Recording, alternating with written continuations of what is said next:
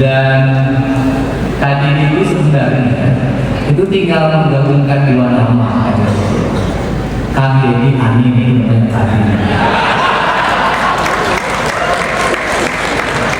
Dan yang paling menarik, ini semua yang tokoh Kadin nasional, tokoh Kadin Jawa Barat, semua Almen, Anin, Arsyad, luar biasa. Pak Arsyad, saya ucapkan terima kasih.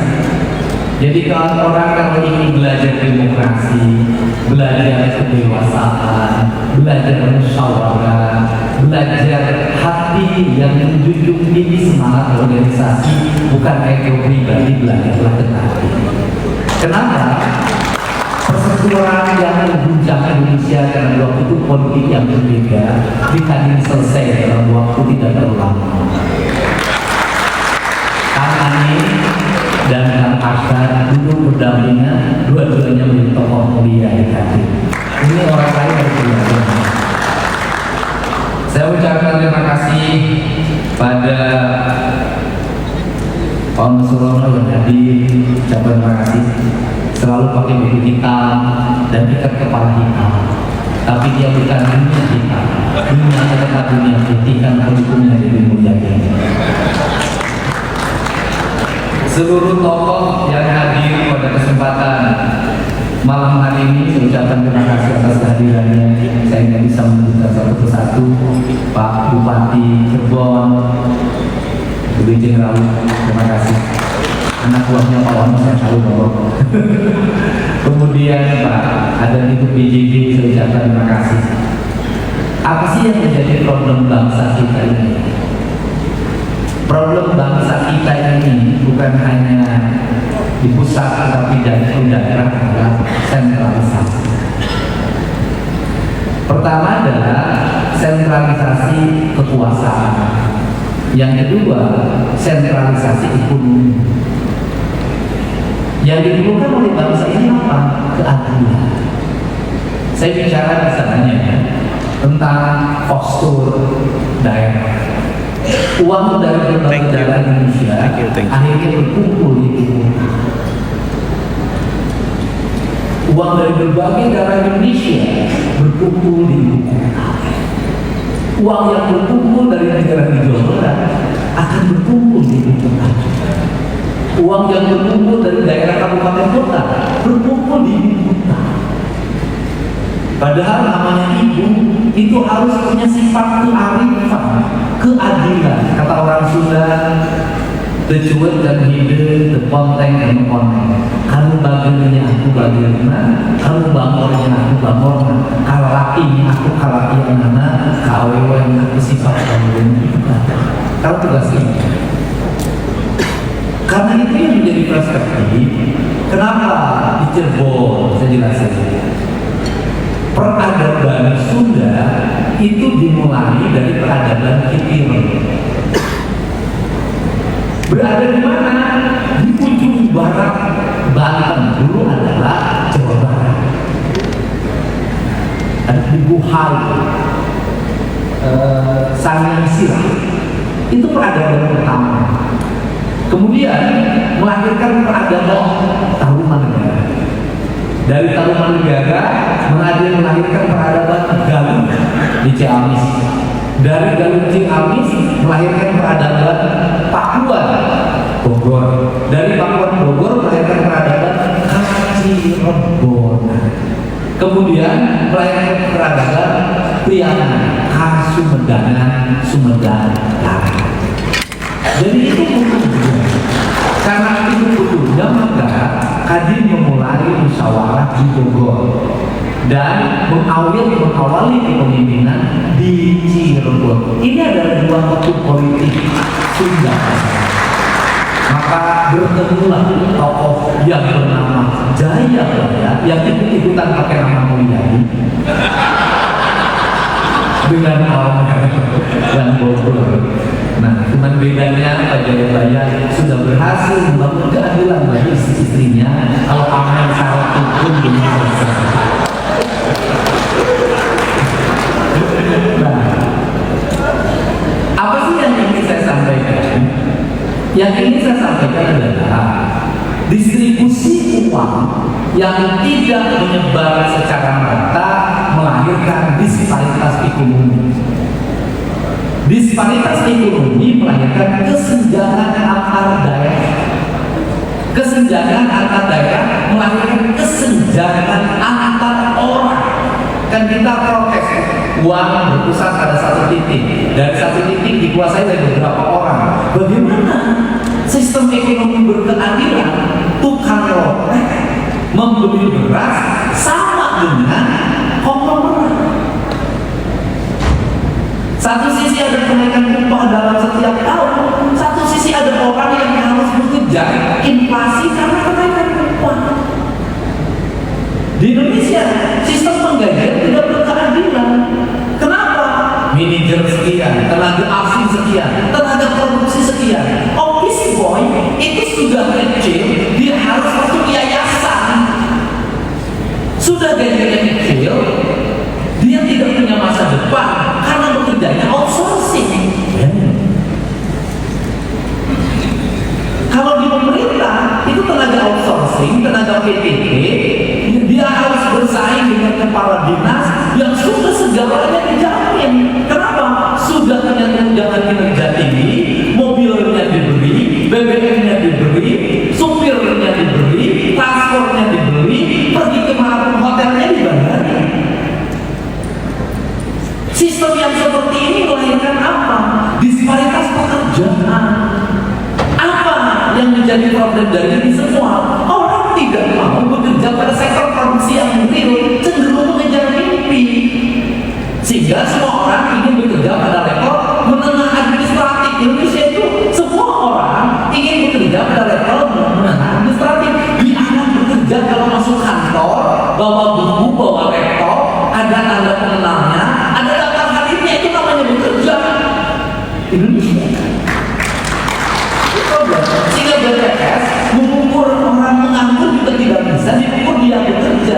Harusnya bukan mengukur orang menganggur, mengukur orang berpenghasilan atau tidak.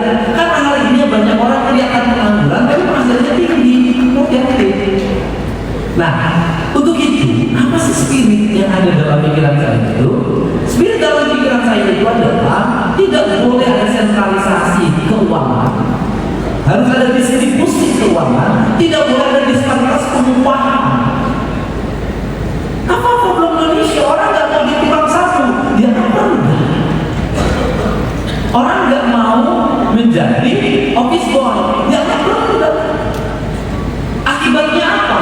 Akibatnya adalah banyak utang, tenaga administrasinya banyak, dokternya banyak, insinyurnya banyak, ahlinya banyak, staf ahli, gurunya banyak, tapi salurannya kotor, sungainya kotor, jalannya kotor, kemudian kabel-kabelnya berantakan di mana-mana. Kenapa? Semua orang bekerja pada sektor administratif, tidak ada semua orang bekerja pada sektor produksi. Padahal kalau mau jujur, seluruh produksi dikerjakan pada level yang paling bawah. Hotel ini insinyurnya, arsiteknya penggambar sekali, tapi yang membangunnya adalah kuli. Hotel ini indah karena kuli, tempat ini bersih karena kuli, kursi tertata karena kuli, sound system bagus karena kuli. Ini problem apa sih yang didorong oleh Kadin adalah menghormati kuli-kuli itu, mendianggap menjadi kelas menengah. Bagaimana negara hadir? Bagaimana negara hadir? Jamin kesehatannya. Kalau dia sakit, negara hadir untuk mengobati. Jamin pendidikannya, anak-anaknya bisa kuliah sampai S1. Kemudian jamin hari tuanya. Ini kemudian jamin perumahannya. Kalau 4 hal ini sudah terpenuhi, maka para kuli ini akan mendapat ketenangan dalam bekerja. Dia tidak akan terus bergolak dalam setiap waktu menuntut upah. Kenapa? Karena kebutuhan dasar primernya sudah terpenuhi. Caranya bagaimana? Caranya adalah distribusi uang yang dibayarkan oleh para pengusaha dan seluruh rakyat lewat pajak harus melahirkan keadilan pajak. Ini yang lagi saya sebut. Kenapa harus melahirkan keadilan pajak? Negara tidak boleh terus-terusan konsumtif, tapi negara harus berpikir investasi. Kalau negara harus berpikir investasi, provinsi harus berpikir investasi, maka pajak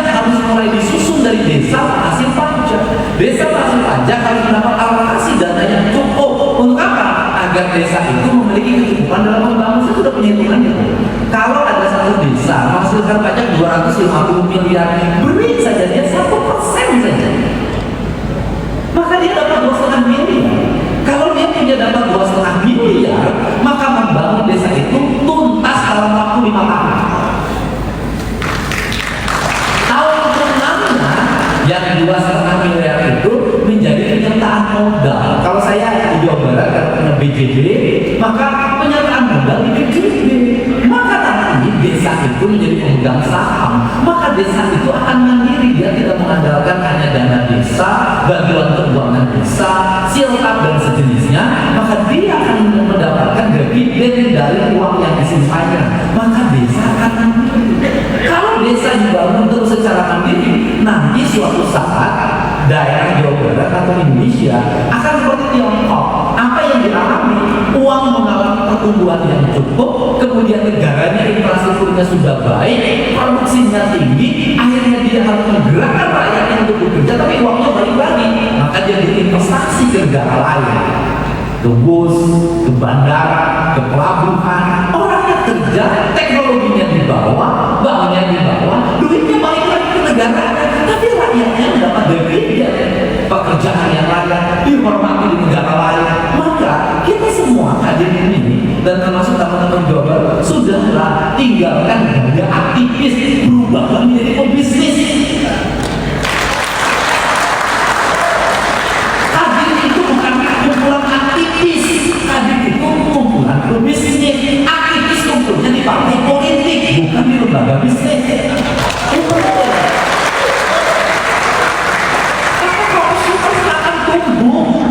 Kenapa? Jadi nggak boleh lagi dengan keributan organisasi pengusaha.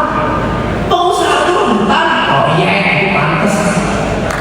Pengusaha itu rebutan investasi, pantas. Ini pengusaha rebutan itu organisasi. Pengusaha itu bukan dari organisasi, dari bisnis, dari kebutuhan bisnis, dari enterprise yang diciptakan dalam setiap waktu.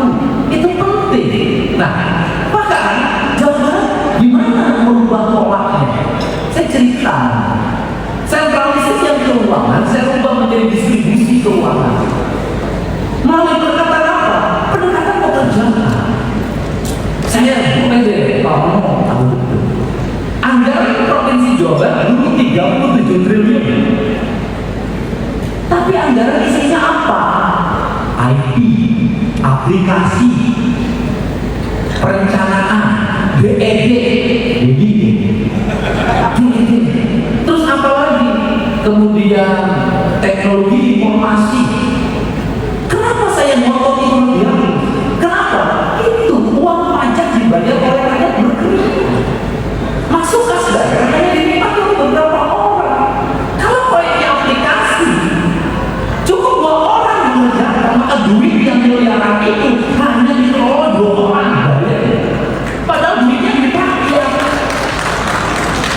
Kalau teknologi informasi, perusahaannya satu, bisa ditunjuk ngandarin jalan. Saya sudah tahu itu tidak akan menghasilkan banyak orang bergerak.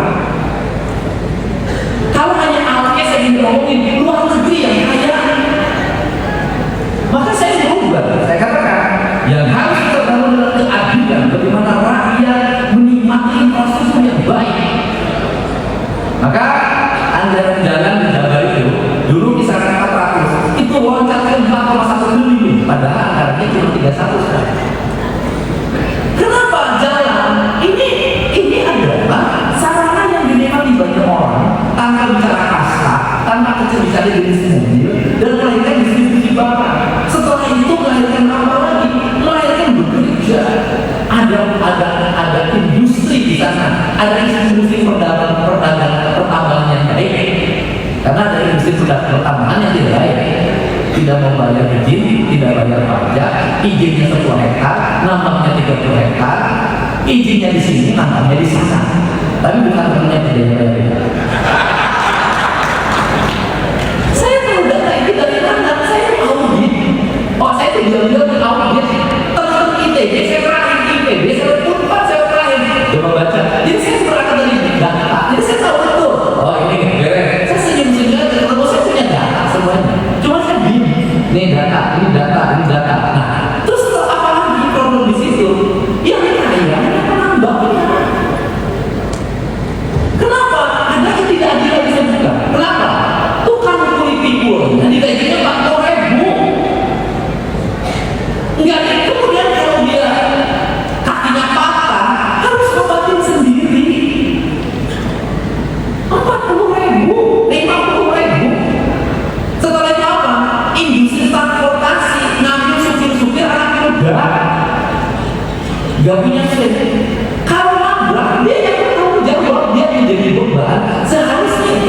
beban dari usaha transportasi. Seharusnya juga yang punya beban itu juga untuk usaha transportasi. Yang punya barang, kalau mau undang-undang, saya kan berganda semua, udah begini.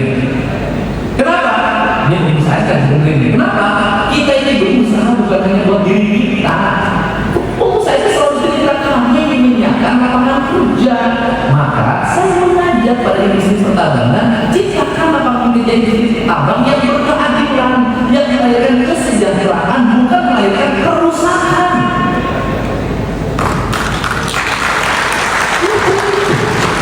Nah, ini yang ingin saya rombak. Dan saya nggak diam. Ketika industri mengalami kondisi kurang gampang, udah tenang aja, udah tenang. Saya urus semua. Setelah itu apa yang saya lakukan? Kamu MOU ya? Kamu ngirim tambang dari sini ke sini. Akhirnya saya tahu berarti berapa kubik yang dibutuhkan. Nggak usah pakai ditimbang, tinggal tanda tangan Anda bayar. Sami-sami ganti. Setelah itu, yang lewat dari Kabupaten Provinsi kasihan deh. Itu jalan rakyat yang terbangun. Dibangun dengan biaya kabupaten capek.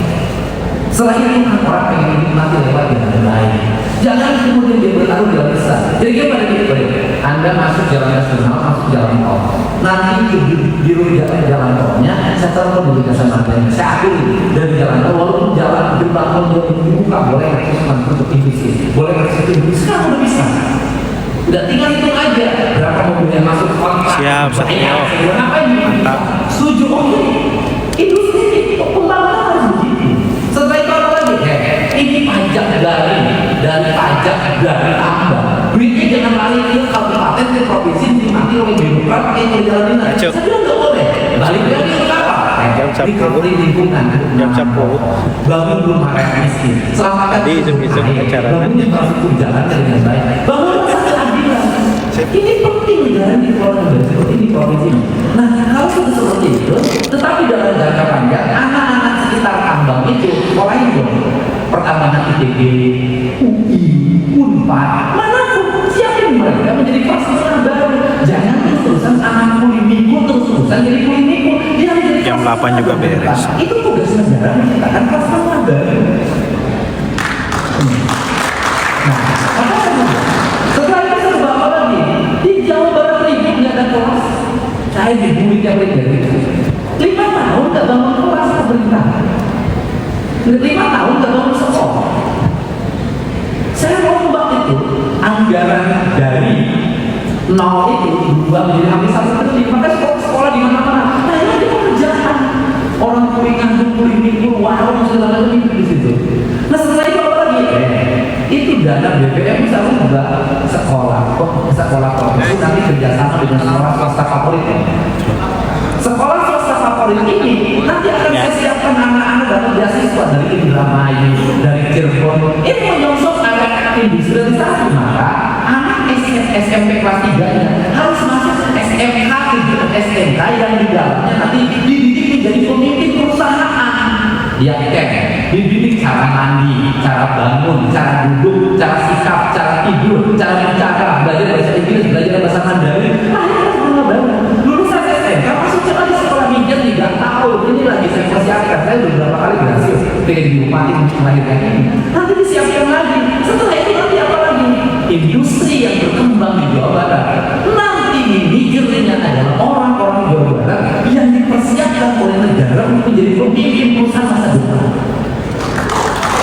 Nah, kalau sudah seperti itu maka nggak akan lagi ada keributan. Kenapa? Pabriknya jangan diganggu, manajernya orang sini. Nanti CEO-nya orang sini. Sudah dibangun seperti itu. Ini cara. Nah, kemudian apa lagi yang didorong? Yang didorong adalah bagaimana keadilan. Jaringan listrik di Jabar itu Pak Amin yang tidak punya listrik rakyatnya itu 550.000 kepala keluarga. Saya katakan 2027 selesai. Tadinya pengen tahun kemarin, tapi ternyata makin banyak jumlahnya. Saya targetkan udah 2027 nggak sanggup kalau sekali ini. Selesai. Setelah itu kebutuhan dasar air bersih harus selesai. Sekolahnya harus ada logika itu. Setelah itu apa lagi? Mereka harus dikasih jaminan. Sekarang Pemprov Jabar ngomong 10 sudah mulai transfer uangnya hampir 1 juta tahap pertama, nelayan, kuli bangunan, supir angkot itu sudah mendapat asuransi kecelakaan kerja dari pemerintah provinsi Jawa Barat. Nah, berikutnya apa yang harus dibangun dalam posko negara ini? Nah, kalau negara sudah menampilkan secara transparan, kelihatan duitnya, kelihatan duitnya, dan kita ngomong bahwa ini duit pajak dibayarkan semuanya ini. Dan dimulai dari mana? Dimulai dari pemimpinnya. Saya gubernur yang mencuti seluruh fasilitas. Saya mencuti tidak pakai mobil dinas. Saya mencuti ajudan bayar sendiri. Saya mencuti bahan bakar saya hanya terima perjalanannya selama setahun jadi gubernur hanya 1 juta. Padahal kelilingnya tiap hari gubernur. Saya tidak ambil seluruh fasilitas itu. Untuk rumah saya nanti tiap hari orang yang berobat tidak boleh di Jawa Barat. Orang di rumah sakit tidak punya bekal, tidak boleh operasi, tidak punya ongkos, semuanya disiapkan oleh provinsi. Untuk apa? Kami hadir untuk melakukan perubahan. Untuk apa? Menjamin kepercayaan kepada dunia wisata. Uang yang Anda bayar lewat pajak kendaraan bermotor jadi jalan yang baik. Pajak air dari ketersediaan air bersih yang mencukupi, pajak kemudian PPN dan bagi hasilnya kepada daerah kami disajikan dalam bentuk infrastruktur. Kami sekarang 2026-2027 sedang mempersiapkan infrastruktur premium bagi dunia usaha. Apa yang artinya? Kalau ke area industri tadinya jalannya 2 lajur, maka menjadi 4 lajur. Kenapa? Ini infrastruktur nggak berubah dari dulu saya waktu SMP jalan segitu. Industri sudah banyak masih segitu juga. Yang mana? Lalu pajak yang dibayar oleh industri gimana? Nah ini kan harus ambil begitu. Nah kalau sudah ada begitu, maka nanti akan terbangun cerita orang. Cerita apa? Berinvestasi di Jawa Barat. Kenapa? Negaranya hadir, preman sudah tidak ada. Kenapa preman tidak ada? Karena semuanya takut sama Pak Jaya Barat. Karena semua. Kalau seperti itu, airnya tersedia, saya pengen begitu. Apalagi gasnya tersedia. Saya pengen apa lagi? Listriknya tersedia, sudah terkoneksi. Tugas siapa itu? Pemerintah yang mengkoordinasi. Di Indonesia ini kalau investor masuk Asia musik yang luar biasa, pembebasan tanah ditipu, rekrutmen tenaga kerja ditipu, bikin bangunan ditipu. Saya bilang hebat Indonesia ini ya. Walaupun banyak ditipu, masih ada pengusaha yang bangun investasi.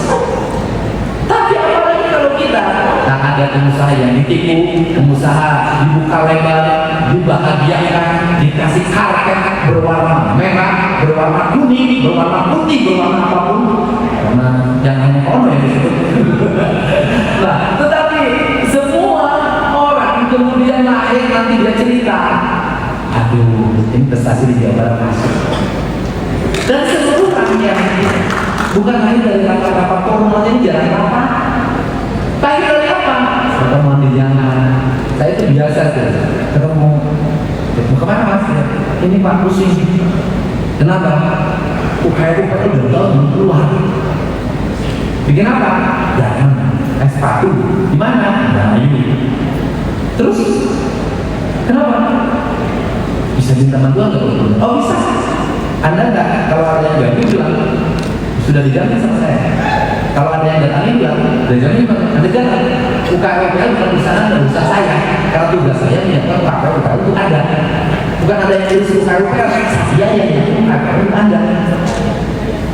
Setelah itu kan dia senang, pabriknya jalan. Besok satu lagi, 2 minggu lagi, tadi dia apalagi adiknya sendiri pulang kampung, kenapa? Di Cirebon, masalahnya apa? Efeknya butuh uang dan 2 tahun. Kementerian Lingkungan Hidup, saya waktu di telepon. Kamu butuh waktu berapa jam?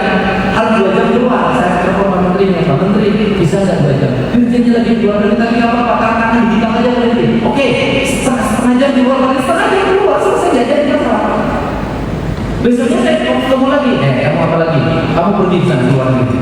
Nanti besok ketemu saya lagi. Kenapa? Tawarin itu di Indramayu ada 1.000 hektar lagi ke Sukra. Untuk apa? Kawasan industri baru. Kemarin dia ada lagi. Tahu oke. kita udah mulai membicarakan hanya di satu surat apa? Karena ini problem ini di Jawa Barat membicarakan, yaitu keluarnya KSD. Saya bilang, sini, Pak Rugi keluarnya KSD. Ya gitu, nggak usah apa. Nah ini harus disuarakan terus oleh banyak orang. Untuk apa? Negara ini tidak bisa nyapa lapangan kerja kecuali dari ASN. Dan itu nanti aja. Yang bisa nyapa lapangan kerja adalah dunia usaha. Dunia usaha harus bikin dunianya dunia para pengusaha, yaitu dunia yang pasti dan dunia yang penuh dengan perencanaan yang tepat. Tidak ada kata nanti. Karena bagi usaha nanti itu ada berhutangnya kargonya harus dibayar, produksinya nggak jalan. Ya, saya dukung semuanya konektivitas rebana, pokoknya kalau di sini. Kemudian lahir pertumbuhan baru, kemudian di sini dulu agak tertinggal ekonominya, pendidikannya, ketersediaan lapangan kerjanya, hari ini sudah bergeser ke sini. Kemudian nanti kita ingin tumbuhkan. Setelah itu apa lagi? Nanti pemerintah harus adil pada apa? Ada atas. Adil pada apa di mana? Daerah yang dulu nggak boleh diganggu, sumber air nggak boleh diganggu, daerah sungai nggak boleh diganggu. Bagaimana? Penting itu untuk ketersediaan karbon. Maka pajak yang dari daerah industri, sebagian untuk industri, sebagian untuk melindungi sumber-sumber mata air, pegunungan dan sejenisnya. Agar apa? Agar lahirlah sebuah siklus ekonomi yang berkesinambungan, di mana hujan di gunung tetap airnya akan mengalir ke laut. Ini prinsip dasar. Untuk itu kita berharap keberadaan Kadin ini akan mampu mengembangkan iklim investasi, dan saya meminta pada Kadin untuk melopori lahirnya generasi wirausaha baru. Generasi wirausaha baru bukan oleh pelatihan, tapi oleh sekolah yang memadai. Jadi Kadin bisa menjadi pelopor bagaimana menyiapkan manajer, bagaimana menyiapkan pekerja-pekerja yang berkualitas dengan apa? Mendorong pendidikan yang berkualitas bagi rakyat Jawa Barat tanpa membedakan miskin dan kaya. Dan pada akhirnya kita bermimpi. Pak Ani, Pak Asyad sering ke Amerika, sering ke Singapura, sering ke Hong Kong. Saya jadi gubernur yang tidak pernah kemana-mana. Pergi keluar provinsi saja hampir hanya 2 kali selama setahun.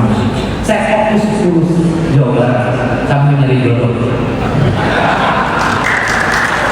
Nah, apa? Saya ingin dong Jawa Barat ke depan yang tukang nyapu itu masuk rumah makan dia tidak merasa malu. Dia gagah, dia bisa duduk setara dengan pimpinannya, dengan temannya. Karena apa? Upahnya menambah. Negara mereka jamin dari pendidikan anak-anaknya. Ada asuransi bagi dia hari tuanya, sehingga dia dihargai. Kalau di Indonesia tukang sapu dihargai, kuli bangunan dihargai, sopir dihargai, maka kita akan menjadi bangsa yang setara. Kenapa kita bisa tingginya? Itu karena ada sopir yang kita percaya. Dan rahasia kenakalan kita bisa terjaga kalau sopir kita tercukupi.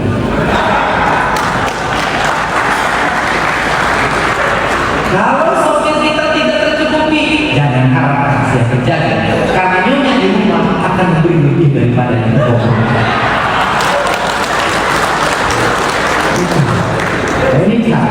Ini cara jadi entertainer. Pada akhirnya siklus terakhir dulu pernah ada keributan Jawa Barat mengenai studi tur.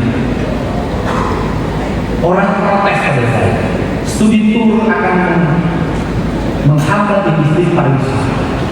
Saya logikanya, saya katakan studi tur menggeserkan uang orang miskin dari pinjam ke tempat-tempat orang kaya. Waterboom, tempat wisata mitra kaya. Dan yang pergi ke situ yang makan di meja makan itu orang-orang miskin, di mana dia dapat 1,5 juta untuk sewa bis, bayar rumah makan, itu dari pinjam Bang Ek dan Bang Beli, dan saya tidak datang. Saya nggak bisa. Cara memajukan pariwisata bukan dengan studi tur. Dengan apa?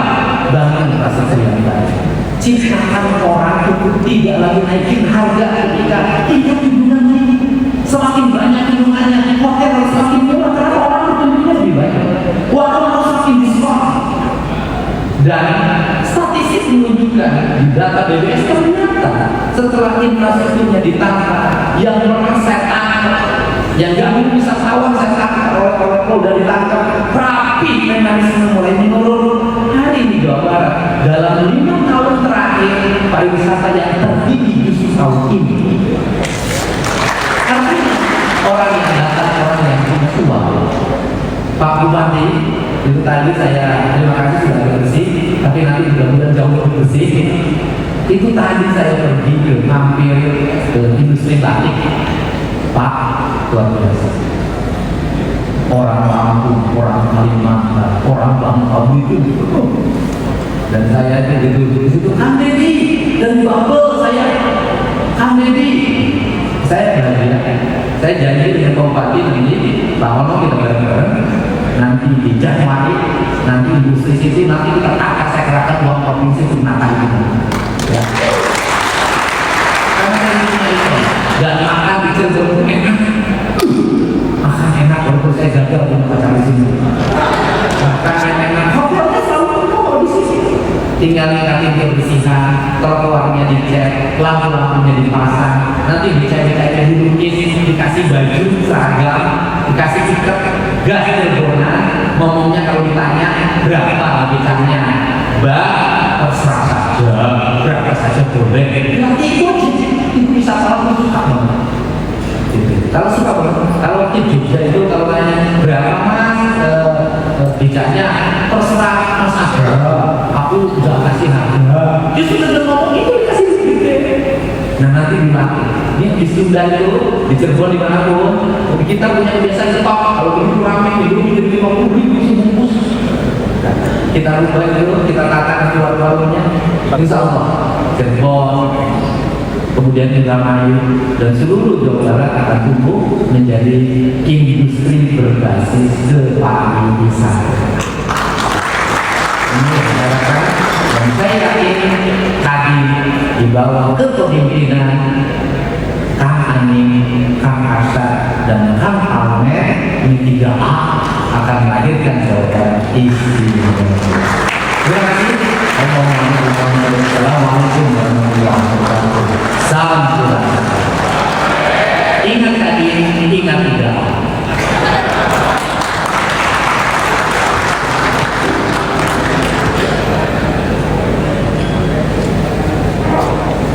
Bapak Terbilang Kesial itu dapat